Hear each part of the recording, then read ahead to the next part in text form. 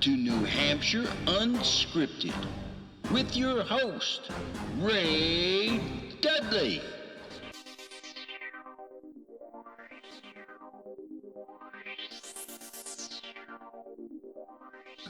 Good morning. Good morning. Good morning. Oh, it's nice to meet you both. Yeah, nice to meet you too. Thank you. I appreciate you doing this. Well, Well, that's fine. We're always happy to talk about Garrison Players. Good. We'll have a good chat. get all our facts in line here so we can be accurate about as much as we can figure out. But Wonderful. So let's start with some history, maybe. okay. That sound good? You can tell us the history of the Garrison Players and the building and all that. Look, I was on the website. It's pretty interesting stuff. So fire away. Well, Well, Garrison Players has been around since 1953. 53. And it was started by some people here in Dover, just as they would, I forget what the first show was, but it was Tommy Makem used to be in some of our early shows. Mhm. He lived here in Dover. And he did Finian's Rainbow and things like that, I don't know if it helped his career any or not, but we always like to say that he was part of our little group and very supported us for many, many years. There was one gal, Well, Hugh Tuttle, Evelyn Cheney, Hilda McHugh. Hilda McHugh, who was an actress in New York and settled in here in Dover. And I think she was sort of the one who was the spirit behind, hey, let's do a show. And they would sit around in somebody's living room and they'd say, now we're going to do this show. What part do you want? And what part do you want? And that went on for quite a few years and it was very successful. We used to do most shows at the City Hall. And then Bob Ellis and Carolyn Ellis went to see a show and decided they'd like to be involved. And they had a whole different perspective of theater. They wanted to do musicals. Carolyn was a music teacher at the high school and the junior high school. So they decided to do Fiddler on the Roof. And instead of assigning parts, they held tryouts and they had an incredible group of people that came and were involved in that show. Barbara and I went to see that show. We had one of our next door neighbors was selling tickets. And we said, oh, well, okay, we'll go. And I'm sure it'll be really an amateur kind of a thing. Yeah. But it was magnificent. It was an incredible show. And they filled up the auditorium at Dover High, which seated about 700 people, and just filled it up. And so Barbara decided the next year she'd like to go and try out for the chorus. And she wanted to know if I would come with her because she didn't know anybody in the group. And I said, yeah, but I'm not going to try out or anything. I'm a young lawyer just starting out and I'll be much too busy. I have much more important things to do in life. And I went down there and the place was packed with people trying out for Camelot. And the director, Bob Ellis, was somebody I had sung in the men's glee club at UNH with. And he came over to me, he said, oh, Tom, you're going to try out for the show? Oh, no, Bob, I'm going to be a very famous lawyer, so blah, blah, blah, blah. And I used to do set work over at UNH. A friend of mine was at a degree or was working towards a degree in technical theater. So he asked me one weekend if I could come over and help him paint this set. I said, yeah, I could do that. So I went over there and got hooked. Of course. Yeah, I just got totally hooked. And I was involved in every single show for 4 years at UNH, backstage, and just loved it. So Bob knew that. And he said, well, could you help out with the set for Camelot? Camelot's not an easy show to do set-wise. Yeah, right. And I said, yeah, I can give you a weekend. And I went to where we were building the set, was Beverly Matchett's house. We were pre-building the set. And nobody else showed up except Bob. And he wasn't inclined technically at all. And I said, where's everybody else? And he said, well, they'll be along. So I spent that whole weekend by myself building stuff. Of course, yeah. And, but we finally, people started to come around as we got closer to the show, and we moved it into the high school. And it was a huge success, absolutely huge success. And we did a number of those shows. And we were sponsored by the Dover Rotary Club. And they would sell all the tickets and the ad book. And they would keep all the money, but pay all the expenses. And then they would pay us a few $100. And our problem became over the years, and that went on for a while. Then we decided, well, if they can make all that money, surely we can by ourselves. So that's what we decided to do. And lo and behold, it didn't work out that way because we didn't have people out there all the time selling tickets and whatever. So we became just a regular community theater. So what year, I don't mean to interrupt you, Yeah. excuse me. What year were you in was Camelot and Fiddler? Would have been the 72. 72, Okay. 73. And we joined in spite of the fact he said, I wanted to try out. In those days, you didn't have videos, you didn't have much TV, you didn't have computers. Right. And we joined because we had moved, Tom grew up in Dover. We'd moved back here from Massachusetts where he'd gone to school, and we didn't know anybody. So Garrison Players became our social life. We met some dear friends that are still very close to us, so, and all those years later. And it was just a place where we could go and have fun and perform or whatever. So it was really our social life, unlike today where you don't have a social life because everything's online. And it was Other people make it for you. yeah. And we floated around for several years as doing shows wherever we could, in the high school, in City Hall, yeah, dinner theaters and restaurants. Really? as much as we could because we didn't have a home. And then the Hiram R. Roberts Grange Hall became available because it had gone defunct. And why that happened was when we did Oklahoma, which was also a very big show, we wanted to have a cast party, but we needed a big hall. There were so many people. And DeWitt Hardy, who was a pretty famous artist from the Rollinsford area, he had been a member of the Grange, the Hiram Roberts Grange. And I don't think he was a member. yeah, he was. Oh. And Stand corrected. he suggested, well, why don't I see if we can use the Grange Hall in Rollinsford? And so they let us do that. We rented the Grange Hall for the cast party. And on the second floor, down away from the road, there was this little stage. There's a little perfect stage that had been built by the folks in the Grange. And I can remember sitting on the stage, on the edge of the stage, with some of our friends who we are still our friends, saying, wouldn't this be perfect for us? We wouldn't have to go find a place to rehearse, and we could have a place we could call a home and put a sign out front and say, come see us. And it turned out the Grange went belly up because they didn't have any more people joining. And so I called Frank Hayes, who was the national Grange person, and asked him what was going on. And he said, well, they went defunct, and under the bylaws, if that happens to any Grange, the property reverts to the state Grange. So they said, we own it now, but we're trying to sell it. And there's some title problems we're working on, but we're trying to sell it. And I said, well, what are you asking for it? And I said, he said it was $35,000.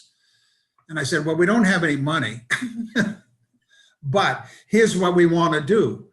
we'd like to turn it into a performing arts center and have it the home of the Garrison Players, but then have other art groups come in and music groups or whatever. So, and make it a permanent place for the arts that would bring people into the area. And he loved the idea. Mhm. And he said, if you can cover the costs of our attorneys to quiet this title, because it was all, everybody gave a little piece of land here and a little piece of land there. And so I said, well, how much would that run? And he said, $9,200. So we had a meeting here at the house and called all the Garrison Players together and said, we can have a home if we're willing to raise $9,200 and put a lot of sweat equity into the building. And people were saying, oh, we can't possibly do that. There's no way we can raise that kind of money. And then who was it got up and made that speech? Joe Parks. Joe Parks. Who was a very well-known figure here in Dover and very big follower of our organization. He got up and said that once in a lifetime, an opportunity comes along that if you don't take it, don't grab it, it'll never happen again. Yeah. You have to buy this place. And we basically passed the hat. And in a number of weeks, we had raised enough money to buy the building. All 9,200 in a couple of weeks? Yep. Well, I don't know, I can't remember if it was 2 weeks. It was a very short period of time. Yeah. Because we were so excited, everybody was excited. And so we owned it. Then we went over and took a careful look at it and realized, yeah, the whole back end was falling down. There was no water. There's never been a well. There's no public, there's no sewerage. They had outhouses inside the building. I mean, it was just one thing after another. Is it still an outhouse if it's inside? It was, Yeah. But we felt strongly that we could make it happen. And so we did. And we did all the sweat equity, tearing everything down and the walls and I mean, just everything. we took all the. We had to put a foundation underneath it because there was no foundation. It was just sitting on loose bricks. Jeez. And the back end was falling in. So we took out got the mortgage. bank to give us a $40,000 mortgage. And I knew the one of the people at the bank very well. And he said, okay, we'll do that, but you have to personally sign for it. Oh, man. I said, okay, I'll do that. I will do that. And Barbara said, you did what? I said, either we believe in it or we don't. Yeah. And if we believe in it, then we'll make it happen. And that's what we did. And we put the foundation underneath it. And shortly after we had done that, the town informed us that we could use it for storage and stuff, but we couldn't use it for performances because the minimum lot size in Rollinsford is 2 acres. And we only had 1/3 of an acre, which meant we had to add land to it before we could start to really do anything with it.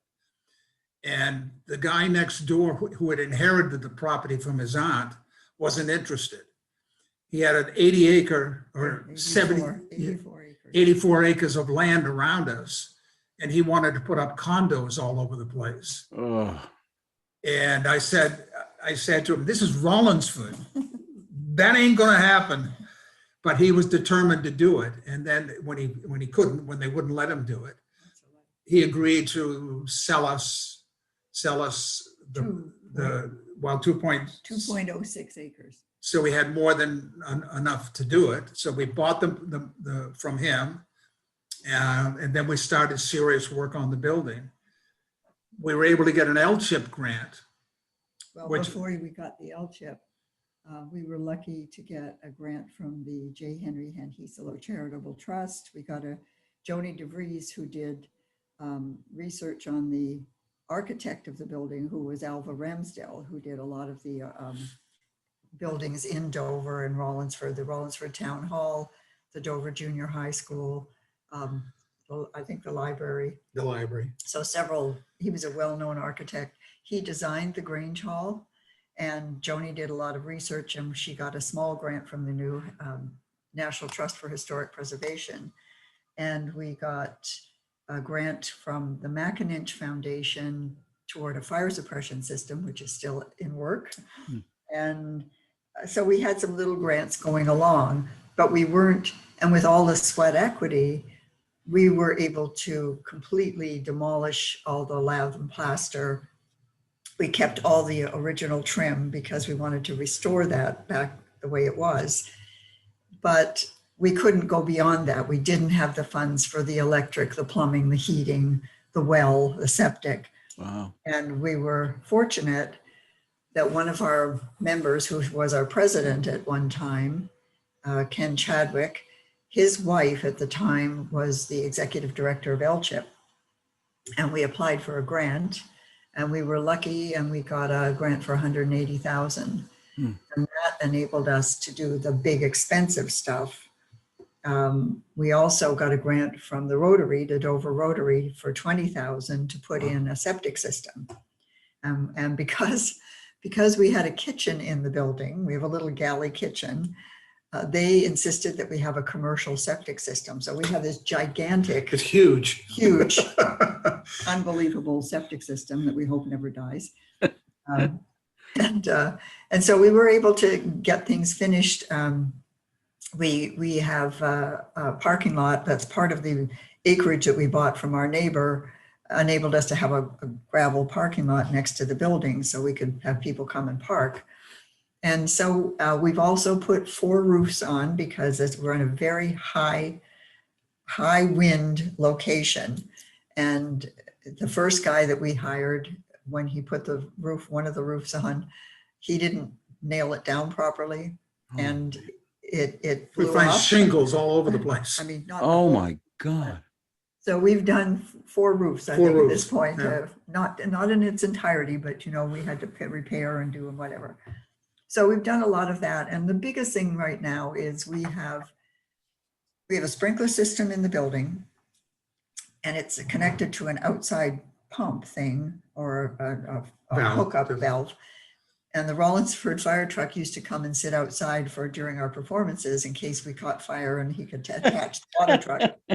But they don't do that anymore. And we need to raise money to put in a fire suppression system, which is now going to run us, I think, close to $80,000. And that's Man. our biggest. Whew.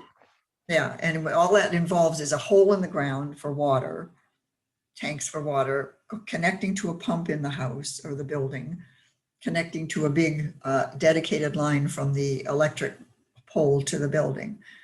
And it's very expensive. Nobody seems to know how to do it or put it all together.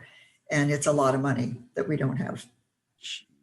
So that's our next project. But Yeah. but in the meantime, we've been doing regular theater there and full seasons. We've developed a very large children's program, which I noticed. Yeah. there's just tons of stuff that the kids do, and we have some wonderful people running it. And we have other groups that come in, like Ball in the House comes in at least once, if not twice a year. They're an a cappella group that travel all over the world, and they love coming up to New Hampshire because they're originally from Boston, Oh, so they can drive home at night. Says this is the only place we can perform where we can drive home at night. geez. And a variety of other groups that come in and use it, and it's a very tight schedule when we don't have COVID around. Yeah. Right, there is so much stuff that goes on over there that, and people in Rollinsford love it. I mean, it adds an element to Rollinsford that, number one, is very visible because it's on a main road. Right. And number two, Rollinsford's a small town and there's not a lot to do in Rollinsford unless you want to come see a show at the Garrison Players. So, Yeah. so our community support has been extremely good. Yeah. It's really a quaint place. I saw one show there. Tracy Kosker was in it. Oh, yeah. The yeah. automotive, I forget, the Oh, dealership or Betty's something. Betty's new car. Or Yes. Betty's new car. Yeah. That was cute. She did. Yeah. she did Yeah. a It's a, great it's job. a, I love the theater. It's really nice. I love all those quaint buildings like that. Yeah, Anyway. So Yeah. Yeah. where does the name come from? The Garrison Players. Well, Dover's known as the Garrison City. Back when it was first founded, there were 9 garrisons around Dover. Oh, that when the Indians would come down and attack Dover, and did that a number of times and carry people off to Canada, they built these garrisons, and people would gather in the garrisons for protection. They were like little forts. And we actually have one of the original garrisons. It's still here at the museum, at the Woodland Museum. The whole garrison was moved to the museum, so it's still there. So we are known as the Garrison City. And they just thought when they formed the group that would be a good name for the group, and it stuck. yeah, I guess so. Jeez. So how did, obviously, like a lot of groups, I'm sure COVID just stopped you in your tracks. Yeah. Well, yes. What happened there for you? We were really fortunate. One of the reasons we're fortunate is because we're an all volunteer organization. We don't have anyone to pay. So we pay our teachers for the children, but that's about it. And it's based on the income from the shows and so on. So that was a real blessing for us. We didn't have to pay an executive director or anything else. We pay our heat and electricity and so on. And our youth theater was able to do a performance or two outside. As a matter of fact, we are now building an outside stage so that they can perform. We bought a better sound system, so we can have sound out there that you can actually hear them rather than guess what they're saying. Yeah. And so that's going to be very helpful, and we'll have that done in mid-April. That'll be done, and then we can start using it. And we're hoping to open in May with Arsenic and Old Lace inside to about 48 people. That would be the adult show. That's the adult. That's the adult show. Right. And the other thing is, we also were very fortunate. Joni DeVries, who I mentioned before, she gave us from her, when she passed away, her estate gave us a small donation, which was very helpful. And then another of our longtime members who had passed away a couple of years ago, her son was closing everything out and said, Mom always wanted to donate to the Garrison Players, and we got a $25,000 behest from her estate. And then, of course, the government came in with a check, which was a Really? $20,000 CARES amount. So we managed to stay afloat, and we managed to be able to keep everything functioning. we actually did pretty well last year. When you balance the books out, we did pretty well. So You're And one the of the government few didn't- groups then. yeah. And the government didn't take any money back. So it was, Jeez. yeah. That's rare.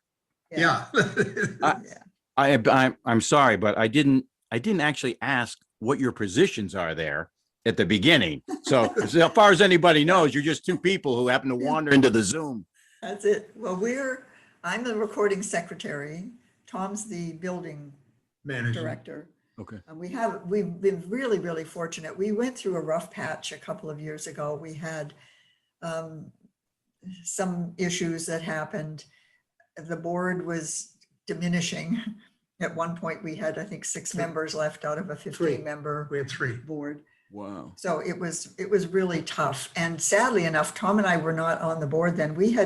We'd stepped away for active, other than helping out, but for active participation, because We've been on so long, you have to eventually, since the 70s. you have to have new people and new blood and whatever to keep things going. And we got a call from the treasurer at that time, and from Tracy, as a matter of fact, asking if we could meet with them to discuss what was happening. And over that period, we had lost about $30,000. So it was really kind of dire. We still had a mortgage, and it was a balloon mortgage. And we were meeting, I believe, in March or something, and the mortgage was due in June. And we just didn't have the money to pay it. So we got Greg, who was our treasurer. He negotiated with the bank to renegotiate the loan, which was great. We got a meeting of the organization and said, look, guys, we want to get this back on its feet, right the ship. We had people pledge money to us to get things going. And now our mortgage is roughly $20,000. So it's That's it? That's it. Yeah. And we've got a very strong board. We recently, Kevin Collins, who just retired as the principal of St. Thomas Aquinas, came on board with us. He's been wonderful. He's our production director. He has a master's degree in theater or in acting. And He's a so very good been- friend So of he's mine. perfect. He's Very good friend of perfect. mine. I've known him since the 70s. Yeah. He's great. And Megan Davenport Karras, she's like a walking encyclopedia of theater and just a ball of fire. And she's our president. And Her father was the professor of theater at UNH, Jeez. Gil Davenport. So it's in her blood. Yeah, nice pedigree. Yeah, and we've got, just really, really wonderful people on the board that have done a great job. It's a very cohesive board. Denise, I think you've spoken to Denise, who does our marketing and publicity, has been fantastic. And everybody that's there has just really pulled together. Yeah. And so it's been a real pleasure and we came back, that's when we kind of came back on the board. So The problem with the group, I think with many groups like ours, people who are on the board all want to be on stage too. Yeah. And I've always said the board's function is not to be in shows. The board's function is to run the business. Mhm. And before we had a theater, it didn't really matter because we didn't have any taxes and we didn't have any of that. But now that we have a theater that's quite valuable, it has to be maintained and it has to be economically healthy. So the people on the board now are much more inclined to be associated with running the business of the organization rather than just being in shows. But there's still that pull that, Yeah, I'll bet. I want to be in that show. Speaking of your shows, how are they selected? Do you have a committee that reads? I mean, what goes on there? We have a committee that is a play reading committee. And they read all kinds of shows and make recommendations and so forth. But the board actually chooses the shows. Oh, To keep it, I think to keep it sort of under control. We consider ourselves family theater. Mhm. And some people want to do some real experimental stuff and that's fine, but we still want to keep in mind that the people who come to see our shows are families, and a lot of older people come see our shows because when they were younger, that's what people did. If you wanted entertainment, you'd go out to a theater somewhere and see a live show. right. Younger people aren't quite like that anymore, Yeah. But there's still enough of them, so we get a lot of young people that do come in. And then Kevin sort of controls all of that. He's the one who brings the shows to the board and the board. So the board can read the plays and we're familiar with a lot of them anyway, after all these years, we know a lot of these shows. well, that was the other great thing that he did because he wanted to keep people active in theater while COVID was shutting everything down. Yeah. So he started a readers theater.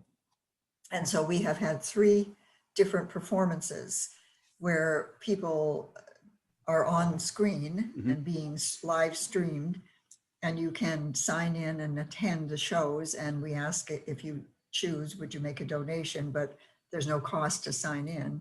And he's got these 3 different sets have gone up so far that have just been very well received. The last one was, I think, Romance Tonight or something. Was sold out, right? Or it was? Yeah, Yeah, it sold it out. sold It out. was wonderful because we were in Aruba at the time and we were trying to watch it live stream and we signed in and I said, why can't we get in? And oops, you're all sold out. Good problem So it to was have. great. So it was. And Barbara and I did the Abbott and Costello routine of who's on first. I was wondering who did that because I saw it real quick on YouTube. It flashed by the poster and I thought, We had more fun with that. Yeah, and it's amazing how nerve wracking it is. I mean, I haven't done theater for a long time and I've never been super great at it, but even just reading is the script, you're trying not to read and it's kind of scary in a way, but it was fun. But the program was well received. Yeah. We've developed a whole new sphere of clientele. One of the girls in the last show was from England. Canada. Was what? she from Canada? Yeah, she's from Canada. She's from Canada, and she did her part from her house in front of her Zoom thing. Yeah, that's amazing to me when you think about it, right? Technology can let you do it. That's crazy. Yeah. Man, oh man. Yeah, so did Kevin invent, I mean, not invent, but Is that his idea, the reading? Yeah. That was his idea. Yeah. Yeah, he's He'd brilliant. heard I of- love him. Yeah, he'd heard about some company doing it and then checked it out and found out how to do it, and he's put it all together, and it's just been wonderful because it keeps people, it's brought some people that have done shows with us over the years back to the group. Yeah. And it's brought in a lot And that of was new one of the people. main things we were doing, was trying to tell people out there that we're still here. Yeah. We're Yeah. still here. We're doing stuff. You know, don't forget us when the COVID scare is over with.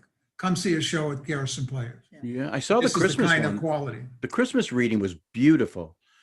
Some of those stories I had never heard before, and it was just Yeah. wonderful to sit and listen to them. It was great, and the readers were perfect. They were just Yeah. great, wonderful to listen to. Yeah. Oh, I know. And Mark Miller's rendition of the Oh, the little boy. yeah. Yeah. Oh my I God. had never heard that before, and Me I either. just laughed and laughed and laughed. I was in stitches. Oh man, that was funny. That was That was funny. a good one. So you're going to be doing Arsenic and Old Lace, trying to dip your toe back into this post-COVID era. Right. What else is slated? You have things that are slated for later after that? Yeah, the children's theater is starting up, I believe, end of May, beginning of June, somewhere in that range. It's an 8-week series, as long as we get enough kids. Mhm. And it's I think mostly going to be done on the outdoor stage. And it's meant to be, and I've kind of been trying to wrap my head around this one. It's meant to be kind of a combination with young kids and adults, not doing the same thing at the same time, but the young kids would start, say, Monday. They'd have their show, they'd be working on the show for the week. At the end of the week, they do their performance for folks. And the adults, in the meantime, would be doing kind of an adult version of the show, and they would do the performance afterward, like The later. in same day. show? The Same show. That Well, I'm not sure it's the same show, but it's same version of it. same version of it, just an adult version of it. Yeah. Yeah, that's interesting. So Yeah. and that's an 8-week program. And then typically we would normally end our plays in May sometime, early June. And then in the summer, it's mostly, so we have a summer camp program for young kids. So they would come for the summer, they would put on, do their classes and put on a play at the end. And then we open up again in the fall. So we're hopeful that come next fall, we won't be dealing with this COVID crap. Yeah. Yeah. So adult-wise, what's slated after Arsenic? Do you have something chosen, or are you just gonna kind of hope that? Not Well, yet. they have some ideas, and I'm not sure what they are right now because I'm not involved with the play reading committee, but the idea is to do the first show to see how we can do it, Yeah. or whether we can do it. When we don't even know that yet, but Right. we're scheduling it. And if it can be done safely and we can meet the protocols, which I think we can, Mhm.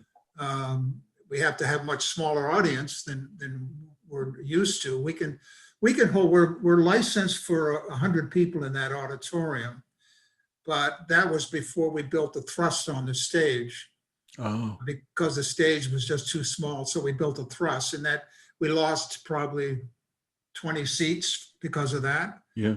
So we can safely fit 80 in there, but I think under the protocol, we can only have half of that for an audience. So we'd have about 40 people, and we can make it work for that.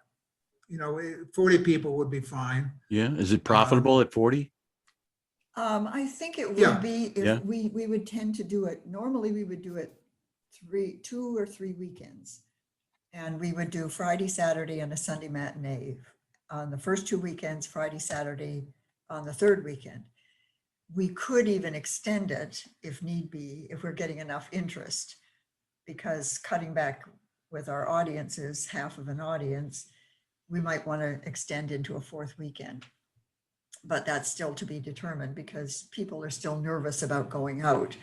And It's going to take a while, I think, for people to get used to coming to live theater Yeah. again. but I I'm agree. thinking now that Yeah. they've shrunk the distance from 6 feet to 3 feet, Mhm. we possibly could fit more people in safely. Mhm. And personally, I'm old enough to be worried about it, but I'm of the ilk, you got to get out there and live your life. You can't just sit Yeah. in your house and wear a mask all the time and not do anything. And Yeah, I'm with you there. Is the group mate basically straight plays, or do you do musicals? I can't imagine the acoustics would be. oh, the acoustics are beautiful. They are. In that Oh, auditorium. they're Just wonderful, beautiful. wonderful. We do some small musicals now. We used to do big musicals. Yeah, I remember you said Oklahoma and Camelot and Yeah. Fiddler. We did Anything Goes once. What, in there? No, Oh, this was okay. at the In high school. Okay. But at one point, we had 40 tap dancers on stage. So we're used to doing big shows, but you got to be practical about it. I mean, Right. there are a lot of wonderful small musicals out there that people enjoy. They just don't know them as well as the big ones, but they were made into movies and were on Broadway and all of that. Yeah. And comedy is our thing. I mean, we like to do comedy a lot. Farces. Well, people will come to that. Right. Find Charlie Brown. if you get too serious, Yeah. you get some serious playgoers who will come. Yeah. The average person goes, it's a little heavy. I think I'll stay home. Hmm. You know, that sort of thing. Yeah. And they're little shows like you could do, they're playing Our Song. We did that years ago and that went over well. And it's only a 3-person cast, I think. So with a couple Well, of it's doo-wop. with the Doo-wop, doo-wops. yeah. Yeah. So, but There's a lot of theater Yeah, out there to be done. I know. the other thing is, much as we love musicals, they're very expensive to mount because depending on what you need for music, we've got a clavinova that if somebody really knew how to do it, we wouldn't need anybody but the person playing the clavinova because it does all kinds of voices. But typically we would have that and we would have drums and we would have some bass or something like that. And musicians don't work for nothing. No. Yeah, I know. And you got to pay royalties. The royalties. And royalties are much higher. Yeah. So straight plays, comedies, murder mysteries, that sort of thing. Yeah. More of our ilk, I guess. Yeah. So does the group have like a 5-year plan? Where does it see itself? Are they wanting to expand, or you just going to leave you like it like it is and, keep it that way? What's down the road? The chances of the town letting us expand is pretty remote. Even with the 2 acres? We're in an agricultural zone. And our neighbors don't want to see a great big building there and I understand that. It serves our needs very well. Whether it does in the long term or not, I don't know. I would love to expand because I do a lot of the set work. I'd love to have an outbuilding where we could just store materials for building sets and not have to jam everything in the basement, which we do now. Yeah. But right now, I don't think the town would be agreeable to letting us do that because we'd have to get a variance. Yeah. And they were cooperative when we did it the first time. I went to the hearing for the variance. But there were some concerns and they put some restrictions on us of what we can do and what we can't do. For instance, we can't pave our parking lot. Oh, Because of the runoff of the water will create issues. And we can't be a facility like for weddings or things like that. We can't be a function. Really? hall. It can't be a function hall, No, I mean, it's a perfect which place. it was when it was a Grange. yeah. How odd is that? Yeah, they didn't want us to be a restaurant or something. They wanted us to just stick with what we may, with new people down at City Hall, we may be able to approach them and see, but I think we would have had more luck with the old timers than we do with the new timers, but you never know. Well, the old timers are easier to bribe. Yeah. But I think also for as size wise, as far as the theater goes, I think it's good in a sense to have a very strong, number one, a strong board. You have to have a strong board because you have to have people who are really dedicated to keeping everything functioning, particularly with all volunteers. And we have to have a manageable program so that we don't get in over our heads and we don't take on more than we can actually accomplish. And God willing, we make money every time we do something. Not that we're going to make a lot of money sometimes, but we don't want to go into debt over doing shows that, gee, they're great to do, but nobody's coming to see them. And now we're in $2,000, $3,000, $4,000 and we don't have anything to cover Right. that. Right. I forgot my train of thought there. Oh, so you have a cast already for Arsenic, right? Did I see that? It's already Yep. chosen.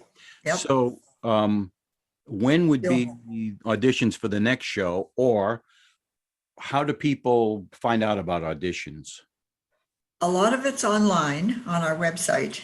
When you Okay. can go to see, which www.garrisonplayers.org. Great. So you can go right there and you can see events, you can see shows, you can see tickets, etc. And and tryouts. tryouts. And I don't know if we advertise in the papers because I think It depends on the show. Some of Yeah. the shows we advertise in the paper, but most people are on the internet somewhere. So Yeah, there are a Facebook, they number find you, right? of different Yeah. platforms. yeah, and- Denise sends out these e-blasts and things, and she knows all that techie stuff. And so that's, It used to be when we first joined, everything was in the newspaper. yeah. Right. That was it. Or we put posters around for tryouts. and I that remember sort of those thing. days. Gee. Yeah, I hated that. I had to go, can I put this poster in your window? I always hated that too. Oh, man. Yeah, I hated yeah. that. That's terrible. Yeah. But it worked in its day. It worked. I mean, Yeah. It was the only way. I mean, there Yeah. yeah. was no other Yeah, way. the word- Restaurants no. and stuff were where people were going. And so you got to go Yeah. where they are. Exactly. And then people who are very involved with Garrison Players, they're around enough that they know when the tryouts are up. And quite often directors will call specific people that they have in mind and say, we're going to have a tryout for this show. Can you come Yeah. and everybody has to try out. Mhm. Nobody's guaranteed a role. Yeah. But if you want to be on stage, we'll find a place to put you. That's our theory on community theater. Yeah. Hence We've had community. lots of people who have never acted before or never sung before, who would come over, and this is where I come in. They come over and help me work on a set, and then I'd talk them into just sort of standing on stage during the show and singing along with somebody else in the chorus, Yeah. and they get hooked. Yeah, of Then course. you can't get rid of them after that. Well, I meant another- to say, oh, good. I was just going to say, we have an annual meeting, and typically that's the end of May, beginning of June, because our fiscal year ends May 31st. So we have an annual meeting, and at that meeting, we always have presented a play program for the next season. Got you. So that's when we reveal what plays we're thinking of doing. And at that time, anybody that's there obviously is notified. Tryouts for these are going to be, sometimes they do a block of tryouts in the summer, Mhm. so they can get people already scheduled before it gets too late. But at least the group of people that's there gets that notification of what the new plays are going to be. So that's another way to, Will you be doing that this year as well? we're planning a Yeah. meeting, and whether it's going to be virtual or whether it's going to be in person, I'm hoping we're having good weather and COVID is gone off the planet somewhere, Yeah. and we can get people over there. Well, I would love to talk with you again after that's been revealed, and we can talk about the slate of shows that are coming up. Yeah, Where, yeah, where do your directors come from? all over the place. Around. Okay. People that just want to direct. Jim Mastro's done several shows with us where he's directed. And I've directed, I did Our Town, Um, and it was my, Great play. my daughter is a film editor in New York. She's a music editor. editor. And she had a friend of hers who was a sound editor. So for Our Town, I sent her a list of all the sounds I needed. Nice. And he did it all professionally Oh, man, good to have and sent friends. it back to me. So I had this wonderful sound system. But there's a lot of people who have been in theater a lot of years, who have a lot of experience, who get to the point where they really want to try directing. Priscilla Barton has directed 1776 twice. We've Well, done it three twice, times, Three really. times. In the Grange? Once in Yep. the high school, I think we did it. First one was in the high And school. then two in the Grange. Oh, my I did God. Ben Yeah. Franklin in it. Yeah. Good for you. I- Wow. I don't need makeup And anymore. I we're, just, I am what I am. If we hadn't had COVID, we were planning to do it. We were really hoping to do it this past September. So we may do it again next year, but it's the show we opened up with at the theater. Wow. And that was our first production in the theater.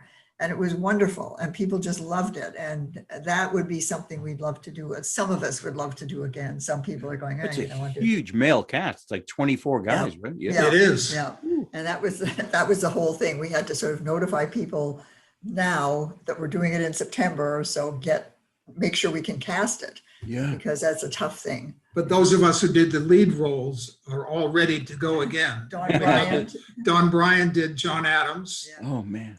and Mike Pomp was in it. He did Lee. He was, Lee And- from Virginia. Yeah.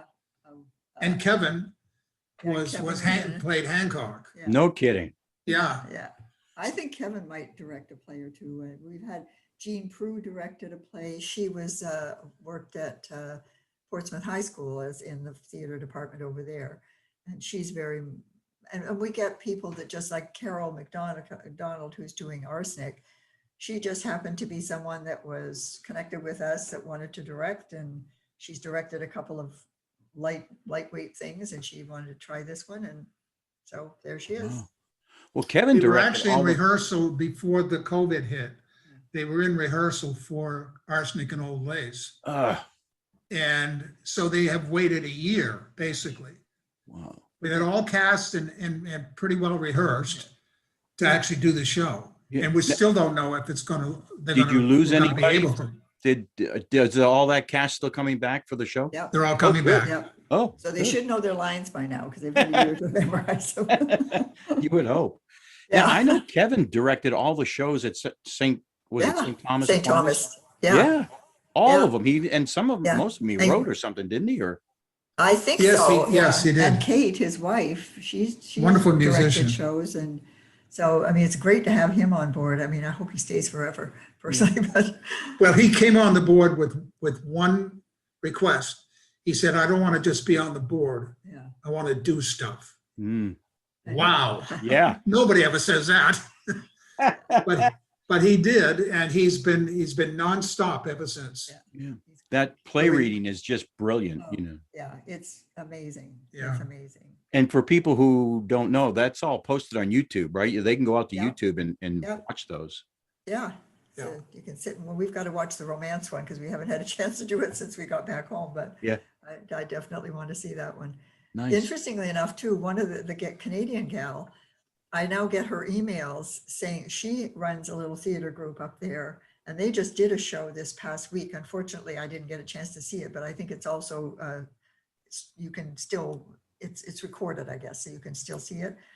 But it's interesting having that connection with them now. And Yeah. so it's amazing. And who knows where it's going from here? I mean, Right. it's opened up a whole new genre of performance. The internet, and this was our first attempt at it, Yeah. and it was successful. And I suspect that in the future we'll see a lot more of that, along with our regular shows, Yeah. because not everybody gets cast in a show anymore because Right. it's a small stage. Right. But if there's other opportunities within the organization to perform, it's gonna work. It just is Yeah. plain gonna work. So, And with the internet, you can reach people that you wouldn't normally reach. There's people who Right. can't get to the theater physically right. Yeah. and Yeah. would be thrilled to see a lot of what's Right. going on. So, Well, that's nice. Speaking of physically and whatever, we have our elevator, handicap elevator, so people can get up to the theater floor, which is on the second floor. And that's been a godsend. That we got a grant for that as well. An elevator grant. Yeah. So it was, I think we've really maximized what we can do in the theater in terms of space and ability, and it's a great place. And I think for the most part, I mean, there are some times when it hasn't perhaps been as welcoming as it should be, but I think it's always been a very welcoming organization because we are not the Portsmouth rep. We're not people who are getting paid to do shows. We just feel that we want to bring people together and do the best shows we can possibly do. And we have some really great people that act, and put on some really good performances. Yeah. We've done our share of duds. I mean, every theater does. Yeah, I know. None that I've been in, of course. Of course, of course. Is there anything else you wanted to touch on about the players that we haven't? Let me look at my little notes here. Feel free. I think we've covered an awful lot. I mean, with everything that's been going on and what we're doing and what we have in place now. And mainly we just want to get back to normal. We want to get back to having our regular season and get people in there and just keep the organization on a good, solid financial footing. So we are not always desperate for funds. We want to be able to, we have to do some kind of fundraising or grant writing or whatever to complete that fire suppression system, which is our biggest concern, because at one point the fire department in town could just shut us down, and that would be tragic. Yeah, But- be nice to retire that mortgage too. Yeah, and that's a big thing. I thought we could, well, one of the things we decided to do before COVID was to take a portion of each show's money that comes in, the receipts, and apply that to the mortgage. And with that, we could probably retire it in 2 years. Ooh, So, that's nice. so that would be great, because we Yeah. didn't have that. So we're still working on that. Yeah. And since we're a nonprofit, we don't have to pay taxes. So that's good, unless people forget to file the forms, which has happened a couple of times. Cost us $11,000 last year. So that was not fun. Oh, that is a lesson. Ooh. Yeah. So we are adamant about getting our forms, all our forms we have to file. Barbara's adamant. Well, She keeps nagging everybody because we've been Megan- through this. And Megan's adamant. when we first started working on the theater and we were writing for grants and things, we discovered that the board had, somebody on the board had failed to file with the Secretary of State. Every year you have to file. Oh, So they had taken away our Nonprofit. Nonprofit. no, not our nonprofit, but Corporation. our corporation, because we're a corporation. So when we went to apply for things, we found out we don't exist anymore. So I had to go through the whole process of doing it all over again, which I did. And fortunately, it didn't affect our tax status at all. jeez. But it's that kind of stuff that we worry about, because that has nothing to do with theater and being on Yeah. stage. It has to do with running the organization in a business-like way. And I think we now have listings of all the things that have to be done and who's supposed to do them. And we're Smart. developing these manuals for all of the different parts of the organization. Saying, I'm developing a manual for the building, that these are the people that we have to call if we have a furnace problem, or these are the times we change the filters and blah, blah, blah, blah, blah, blah, all that stuff. All the stuff that people don't even know happens there, you know? Right, and they expect, well, everything's running fine, I don't have to worry. Yeah, Right. you do. Yeah. You do. Yeah, you do. So, yeah. But I think one of the things that people love about the theater is its location, because it's literally in the middle of a huge field. Yeah, I was very surprised. And people come out there and it's so peaceful, especially when you go out there in the summer. When we were Sunsets. working on the building, Barbara and I were out there almost every night of the week working on stuff. And we would get a sandwich down the road a ways and sit on the little back porch and watch the sunset. And it was the most peaceful thing. And there would be the farmer out in the field cutting the hay and that sort of thing. And that was going on when we first did a show in there. The first performance in there was a benefit kind of a thing for everybody who had worked on the building, all the contractors, and we invited them all over to the theater. And we put on a show that just involved putting together musical numbers from the shows we've done in the past. Nice. In the first show, the first number we did was Oklahoma. And of course, it's got that big splashy ending. Yeah.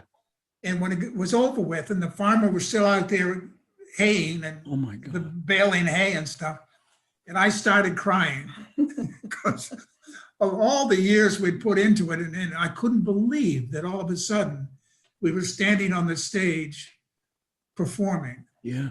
Yeah. And I think that feeling is sort of still there. It still has a Grange feeling to it. Yeah.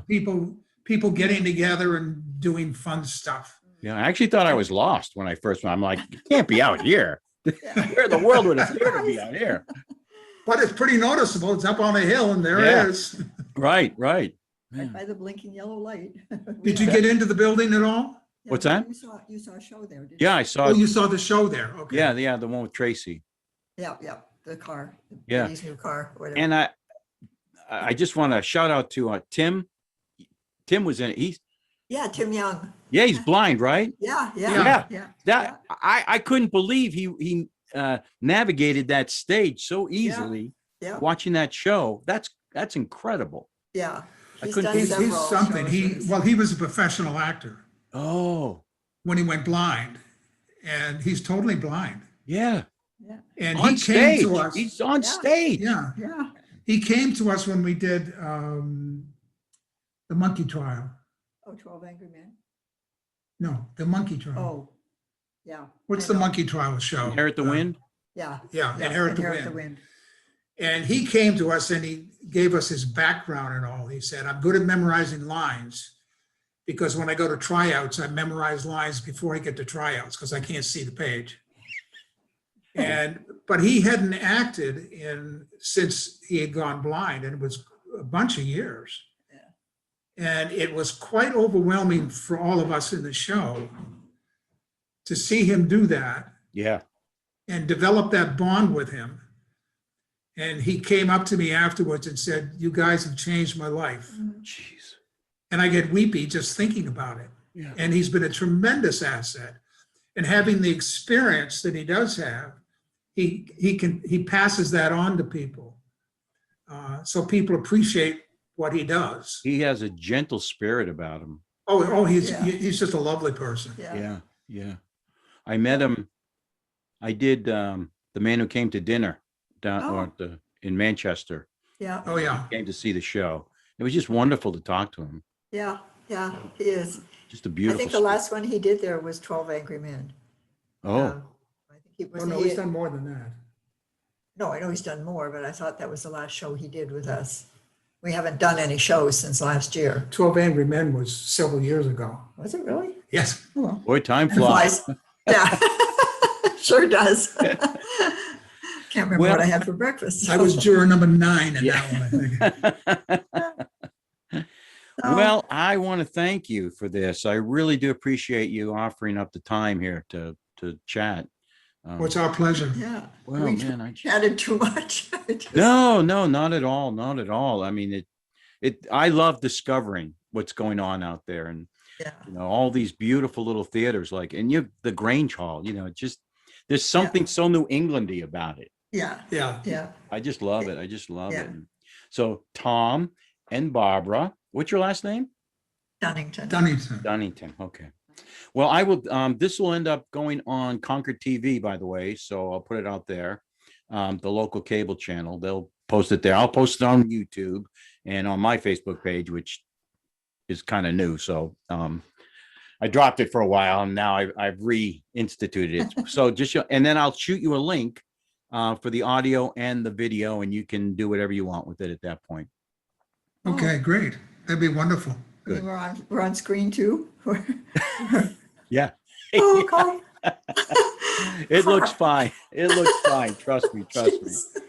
Well, Okay. thank you so much. I really do appreciate it. I hope I get to meet you. Yeah, do come over. I mean, Come over, see a show, and I would love to. we're in all of them, so. if All we do- right. If we do have it in person, come to the annual meeting.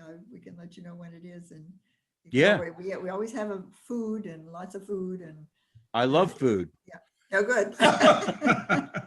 All right, guys. Well, thank you so Okay. much. Okay, Have a great week. Thank you. Hopefully we'll get together after you pick your shows. Yeah, that'd be Okay. great. All right. Great. Thanks. see you. Bye-bye. Bye.